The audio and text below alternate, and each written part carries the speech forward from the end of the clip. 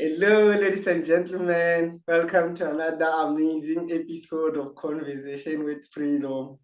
Today, I'm having a conversation with the amazing Cora. She's from Edmonton in Canada. She's a motivational speaker.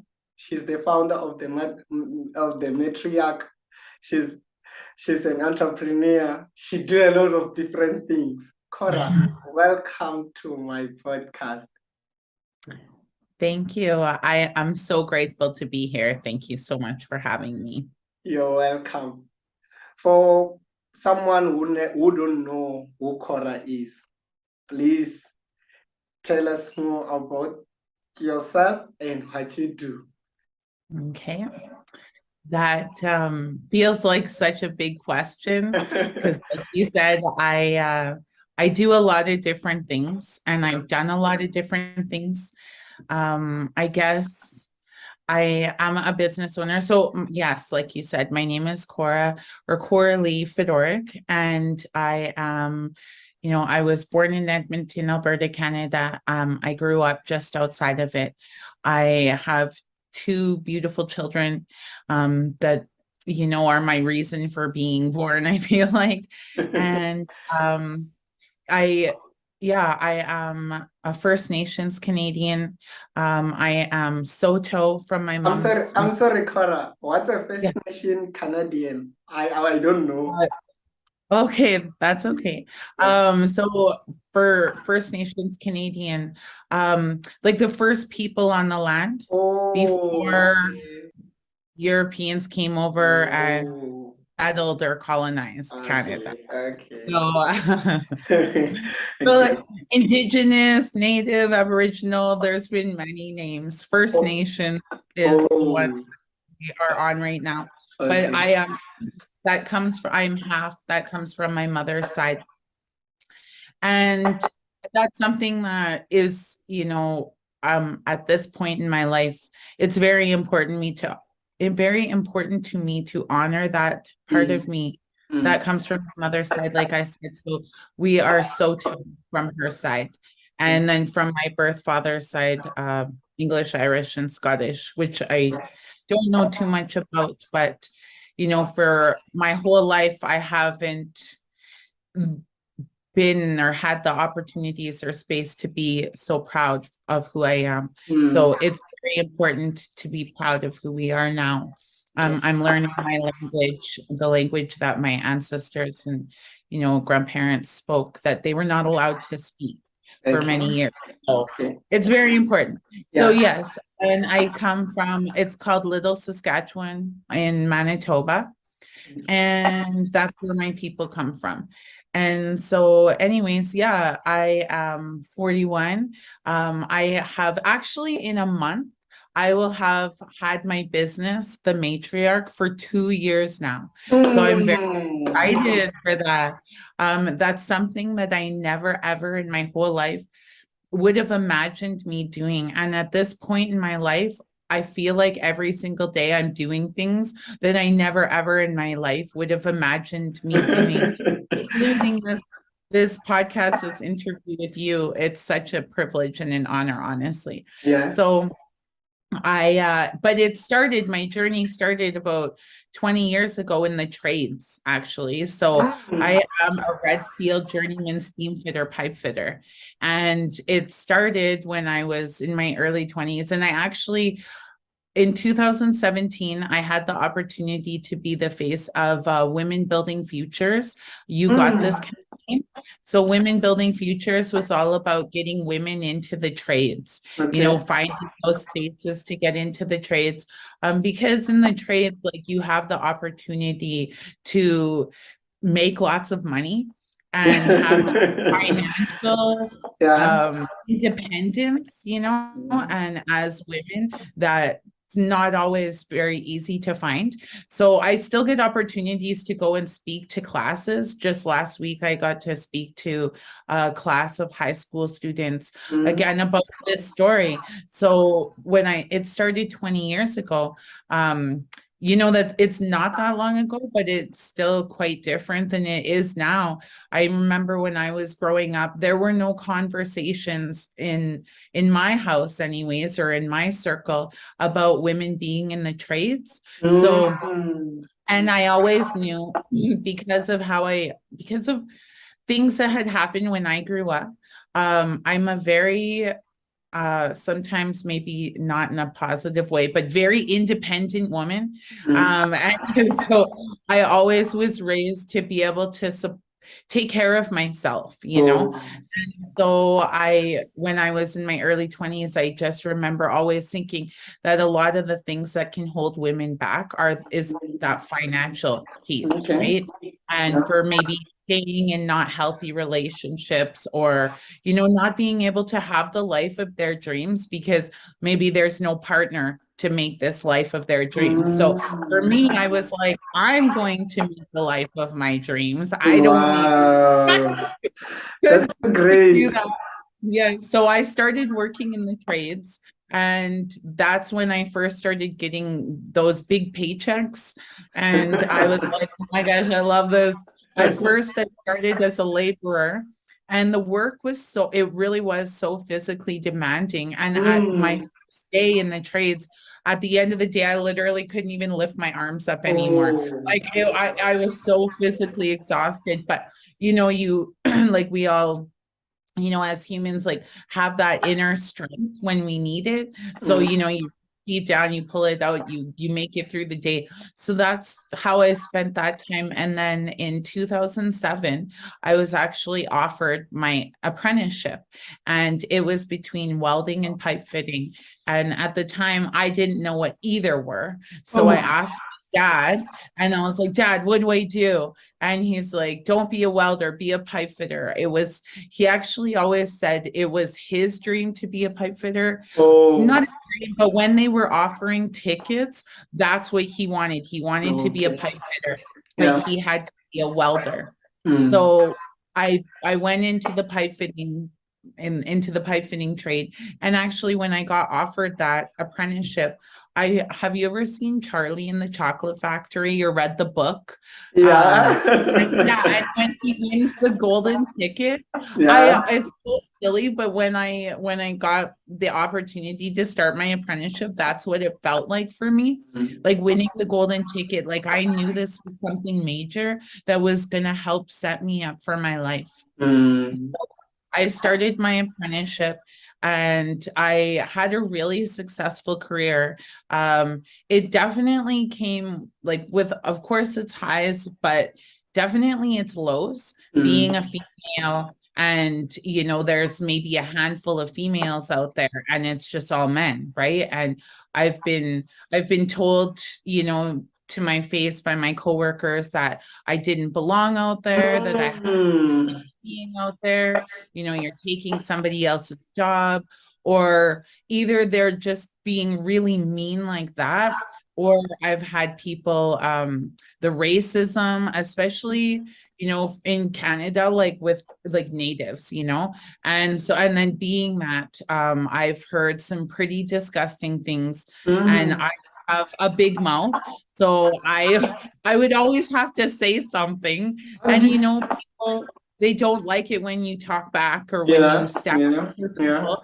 And the sheep kind of they gather, right? So collectively, there's one of me and a lot of them. And Ish. whether I'm right or not, in the right or not, they're all together. So Yeah. I've been run off jobs before. Just where I stood up, and they didn't like it, so they just made my life so miserable for like the Mm. rest of the day or the next day. Like, just it was awful. And I remember asking one guy that was my friend, like, why are you guys being so mean all of a sudden, like, Mm. so crazy mean, like hiding things on me, kind Ish. of sabotaging me at work, right? And they're like, well, you should have kept your mouth shut. So, people don't like when you say something. So it definitely it was challenging then, and if they're not telling you you don't belong here, then they're trying to then they're being gross, just saying really disgusting things. I've had men that I thought were my friends, my foreman, my in supervisor above me positions, just going around saying really awful things about me, Mm. like all my coworkers, and just really devaluing who I am as a human being and as a worker because they're putting me in this disgusting box. And so yeah, it's been it's been a Mm. tough journey, but at the same time, it's been an extremely rewarding one. I wouldn't change going into the trades for anything. It really did give me that financial independence that I craved and that I needed. And especially when as I became a mom and entering into a relationship that was not healthy and realizing that I was going to have to do it on my own, having Mm. that into that financial piece so that that takes away that load at least, for raising my Mm. children. So I did that up until 2019, and it was awesome. Um, like I said, I learned a lot about myself. I feel like I even learned a lot of skills and tools like finding my voice and being able to hold space or take Mm. up space. I think as humans, that's one of the things that, we part of the work that I do is teaching people like you have a right to take up space, Mm. you have a right to be heard, you have a right to be seen, and a lot of us spend our lives like hiding and cowering, especially a lot of women find, so that's what part of what being in the trades gave me. In 2017, like I said, somebody tagged me in a Facebook post, and it Yeah. was so and at first, I didn't want to respond to it, but then I thought, no, respond. So I kind of shared my story about being a female tradesperson and a single mother. And then they were like, oh my gosh, you sound awesome. Like, can you and your daughters be in this commercial? And at first, I was like, yeah, for sure, I'll try anything. Yeah. I mean, healthy way. I will, I I'm up for always trying to figure out where my path is going to go next. So I Mm. said, yeah. And they were like, so we went to Calgary, Alberta, and we spent 3 days shooting this commercial and taking pictures. And when that all happened, I had no idea what was going to happen with all of that. Yeah. And then, a month later on October 30th, 2017, and it all of a sudden this poster was everywhere, like Wow. buses and billboards, and the commercial that my daughters actually got to be in with me, which made it even more special. They were playing it at hockey games and at movie, Oh. all of this stuff. And I had never done anything like that before. I never wanted to do anything like that before. And now here I am doing this. So it really, I feel like that opportunity really changed my life in the biggest way. Yeah. Um, of course, besides having my children, that changed my life. This changed our life together.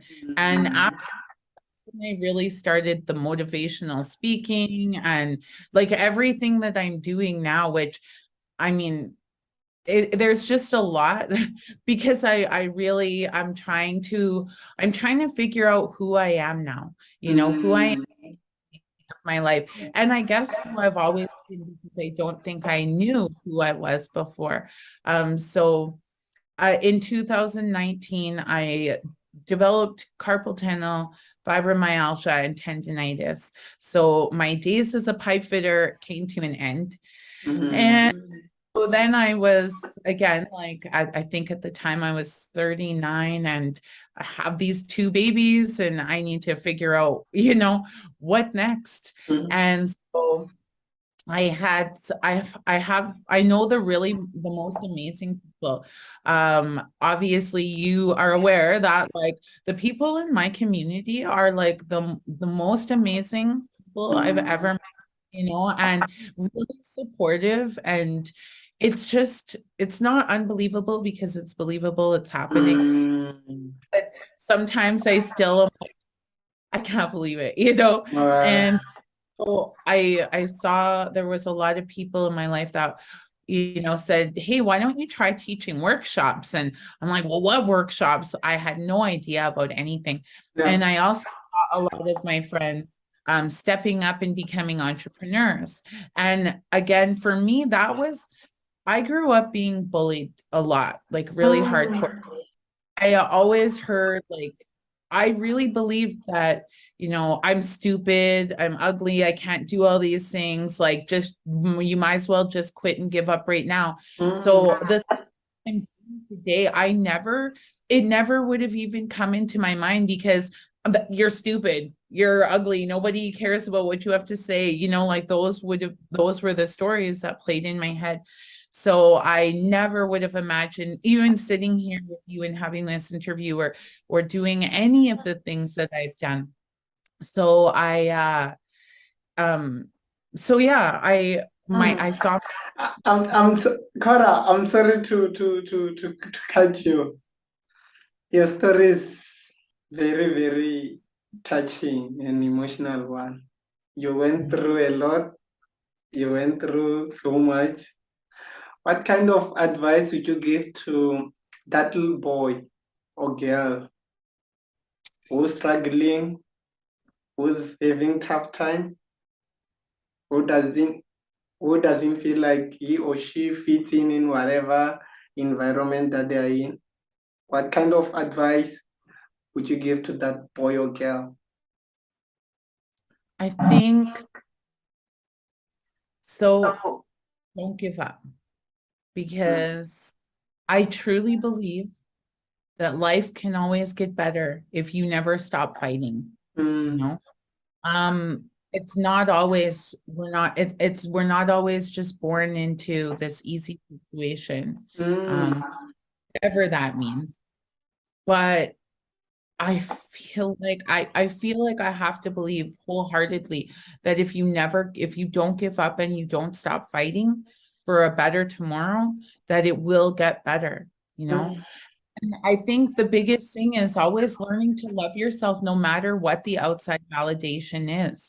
Is at the end of the day, there has to be a really deep, deep, deep knowing and believing of that each one of us as human beings, as two-leggeds on the face of this earth, of Mother Earth, we have an inherent right to exist. We have an mm, inherent right to breathe and to take up space and to be seen and to be heard. And each of us are inherently worthy and deserving of the most beautiful unconditional love that exists out there. mm, I think that the most important person that love can come from is ourselves. And that's true. right? And I think that one of the things that I've realized is I have strong faith. I have a strong connection with Creator and our ancestors. And I feel like as a two-legged, as a human, I put so much importance on being validated by other humans and having other humans again validate my worth and Mm, that I'm loving or worthy of existing or taking up space. And then it hit me 2 years ago when I was in Vancouver Island taking the training that I'm doing right now. And it hit me that, most humans don't even know how to love themselves. You ish. know, they don't even know how to give themselves space, let alone loving other people. So we need to stop looking outward for that love and for that validation because it won't happen unless we learn how to start loving ourselves from the inside out. And I believe that like, whatever the creator, the universe, God, source, like that love, our ancestors, all of the energy, all that exists. Like I've experienced the most beautiful unconditional love there is that the world has to offer, but it didn't come from a human. Do It comes from creator. It comes from, this opportunity, the little angels that you see, every day or every once in a while. Yeah. But the thing and the messages that are out there, but the thing is we have to be focused on being open to receive those messages and that love of ourselves, that we're going to be shut down to that love and those messages, Yeah. Yeah. Yeah. You've mentioned something important earlier. You are a mother of two. How do you balance work and life? Does that even exist? Work and life balance? So I've been very, I actually okay. So I have a very unique family situation. Okay. I am actually, my sister and I live together, as Oh. well as our mom. We take care of her. She takes care of the girl, our kids. Mm. We all support each other. We all help each Oh. other. Our Okay. relationship is reciprocal, really. Mhm. So we have a three generational. There's our mom, my sister, and she has a child, and then I have two. Oh. So my sister and I, we see that we're partners, we're co-parents. So we choose to raise our children together. We were both struggling as single mothers, so we decided to join forces, and together we're much stronger, right? So we all support each other. When I was in Fort McMurray, I worked away from my children for 5 years, and I was 1 week on, 1 week off, and my mom would watch my children while I was gone, or my sister. And even right now, for example, because our lives have just changed in a huge way in the last few months. So my sister started full-time school, but she is 2 hours out of the city. So she, Monday through Friday, she's gone to school right now. And so, now it's my turn to watch all three of the kids, and Oh, I get it. right. So Okay. all help each other. We all have our strengths, and we all Uh, help each other. And it kind of makes me laugh because I like back in the day, that's how we would have done it, yeah. idea that we have to be separate and alone and struggle. We were like, no, that's silly. We got to support each other and band together. Okay, Cora, hold it right there. Hold it right there.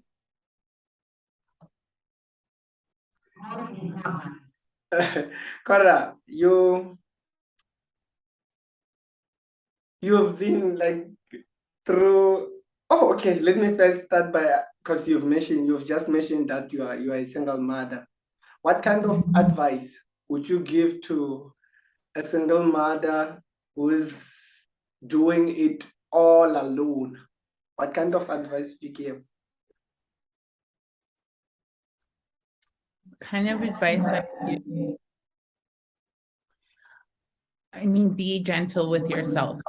Gentle on yourself as you possibly can. As much as you can, take those moments for yourself, even if it's having to lock yourself in the bathroom or step outside for a little bit. It's really important to give yourself that space when everything is becoming overwhelming. And if it's possible, to reach out to the community and find whatever supports exist or may exist in the community. I'm aware that that might not always be possible. And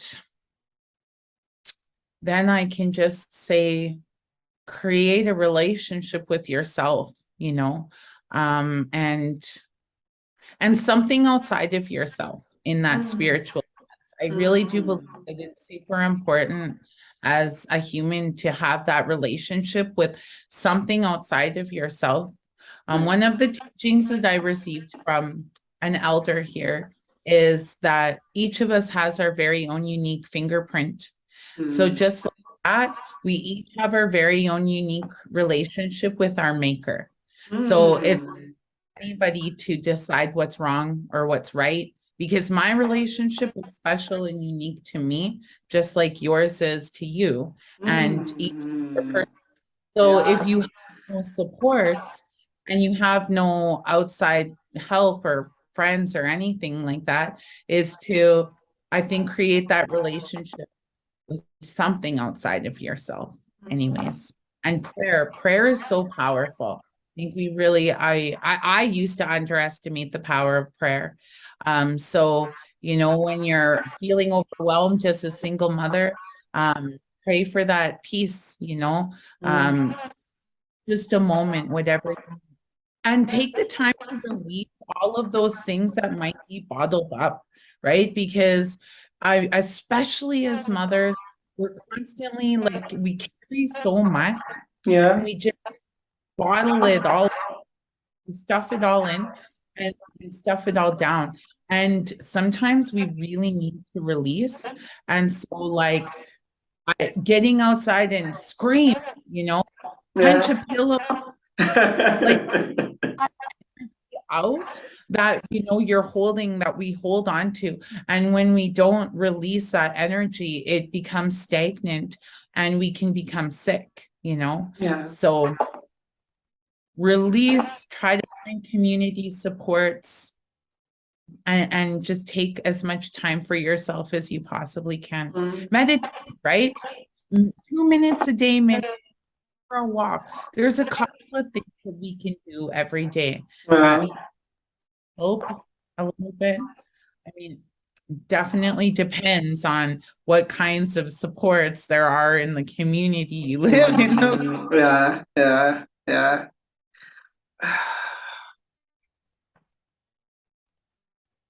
What are some of important life lessons that you've learned that you'd like to share with us? The important, like I said, the most important thing is that loving yourself, I feel like, and creating a relationship with yourself. Mm. And, you know, we don't have to believe people when they tell us these things about ourselves. Mm. I mean, you know what I just thought? How many times do people give us compliments and we're like, no, no, no, no, I don't, you're beautiful. No, I'm not. You're smart. No, I'm not. Yeah. Yeah. And a lot of times, well, sometimes it can just be for that, "Oh, no." But sometimes we just straight up don't believe it. But Mm. why so we're unwilling to believe when people offer us love, but or these beautiful compliments, but as soon as people start putting us down, then we believe them, like then we are willing to That's so. buy, right? Yes. Yes. So really, and a lot of that comes from those early childhood traumas, Mm.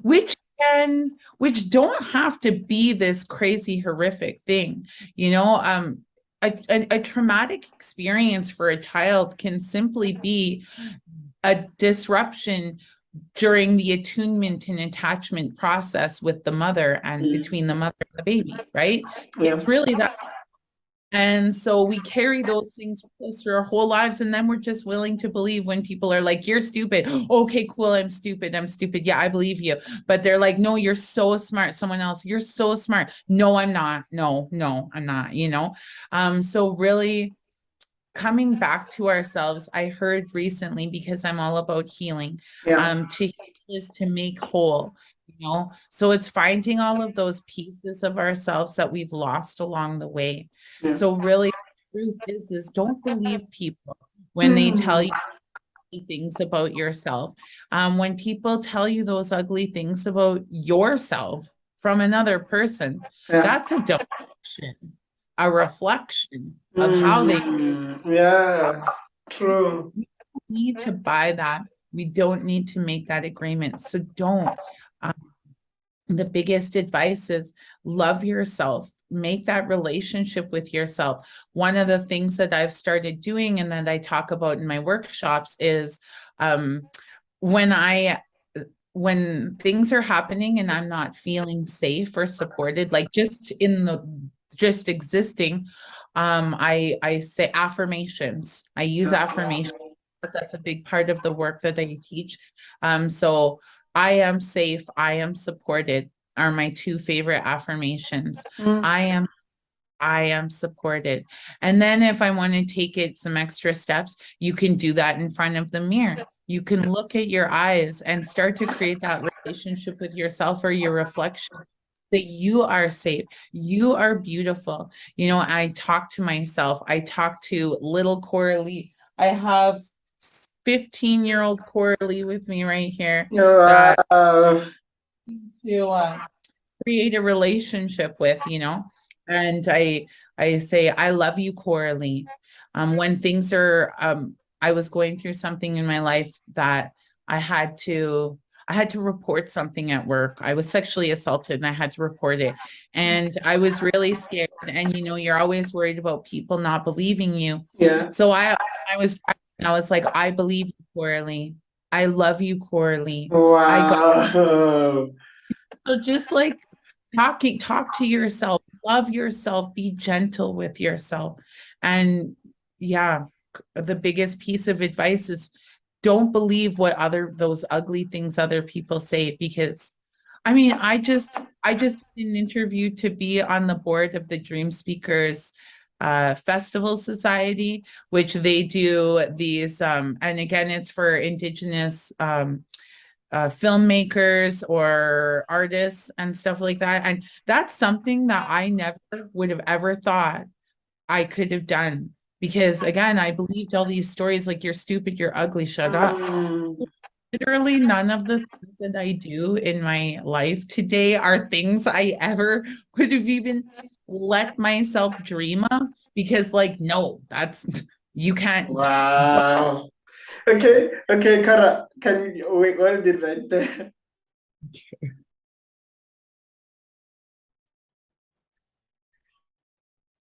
Hey, Kara, I lost you for a moment there.